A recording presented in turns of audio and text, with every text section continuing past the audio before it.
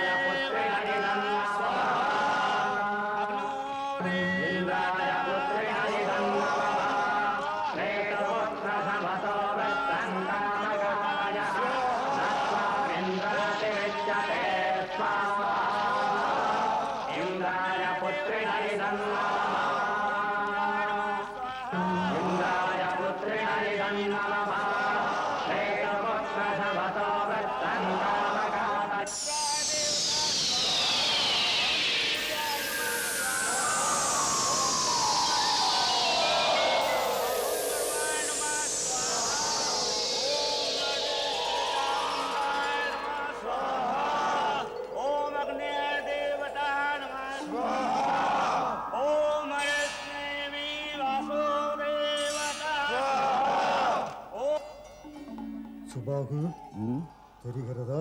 அந்த விஸ்வாமித்திரன் புதிய வேள்வி தொடங்குகிறான். அப்படிதான் தெரிகிறது மாரிச்சா. இதை தடுக்க வேண்டும். வேள்வி முடிந்துவிட்டால் இவர்களுக்கு தெய்வீக சக்தி கிடைத்துவிடும். நாம் செய்ய வேண்டியது இந்த வேள்வி நடக்க விடாமல் தடுப்பது ஒன்றே. அதுதான் நமது மன்னவன் ராவணன் கட்டளை. அவர் சொல்லுவார், இந்த ரிஷிகளும் முனிகளும் தான் நல்லவர்களுக்கு பக்கபலம் என்று. இவர்களின் வேள்வியினால் மிகப்பெரிய விஞ்ஞான விந்தைகள் வசப்படுகிறது. அதனால் இவர்கள் புது புது சக்திகளை பெற்று விடுகிறார்கள்.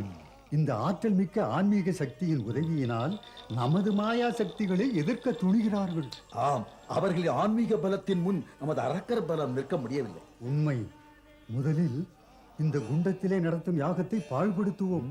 ஜாக்கிரதை, அதன் பக்கத்திலே செல்லாதே. அதிலே யோக சக்தி இருக்கிறது, எரித்து விடும்.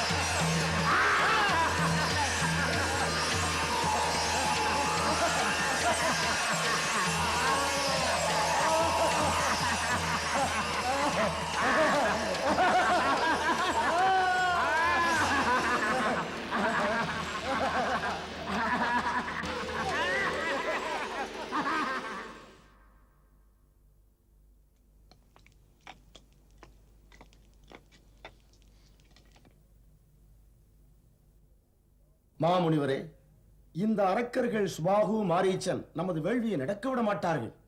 பிரபு, சாபம் கொடுத்து அழிக்காமல் ஏன் விடுகிறீர்கள்? நாம் செய்ய இருக்கும் வேள்வியின் விதிமுறைகளுக்கிணங்க கோபத்துக்கு ஆளாகக்கூடாது. அதனால்தான் நான் சபிக்கவில்லை. நமக்கு தெரியாததா, கோபம் என்ற உணர்வு மனதில் எழுந்தால் ஆத்மாவின் ஒளியை அது மூடிவிடுமே. சொல்லுங்கள் முனிவரே, அவர்களின் அநீதிகள் தொடர வேண்டும் என்கிறீர்களா? அதோடு நம் ஜனங்களின் நலனுக்காக எந்த ஒரு முயற்சியும் எந்த ஒரு வேலையும் செய்யக்கூடாதா? தளர வேண்டாம். உபாயம் நான் சொல்லுகிறேன். என்ன உபாயம்? நான் மதிப்புக்குரிய தசரத மன்னனை கண்டு அவரிடம் உதவி கேட்கப் போகிறேன். இன்று தர்மத்திற்கும் விஞ்ஞான சாதனை செய்பவர்களுக்கும் உதவுவது அரசர்களின் கடமை. குருவின் ஆசிரமத்திலிருந்து திரும்பிய பிறகு அயோத்தி மக்களின் பார்வையெல்லாம் உங்கள் மைந்தர்களின் மீதுதான். ஏற்ற தருணம் வந்துவிட்டது. தங்கள் மைந்தர்களின் விருப்பப்படி பொறுப்புகளை அவர்களுக்கு பகிர்ந்தளிக்க வேண்டும். என் மைந்தர்கள் குருதேவரின் சீடர்கள். யாருக்கு எதில் ஈடுபாடு அதிகம் என்று குருதேவருக்கு மிக நன்றாக தெரியும். அவர்களுடைய தகுதிக்கிணங்க பொறுப்புகளை நிச்சயிக்கட்டும். மன்னர் வாழ்க. விஸ்வாமுத்திர முனிவர் வருகை தந்திருக்கிறார். மகரிஷி விஸ்வாமித்திரர் திடீரென்று? முக்கிய காரணமில்லாமல் தபோவனத்திலிருந்து விஸ்வாமித்திரர் வரமாட்டார் அரசரை தேடி. ஜப தப ஞான விஞ்ஞானத்தின் சிறந்த விற்பனர் அதிதியாக வந்திருக்கிறார். அவரை அரசரே நேரில் போய் வணங்கி வரவேற்க வேண்டும். செல்லலாம் அரசே. தங்கள் கட்டளை.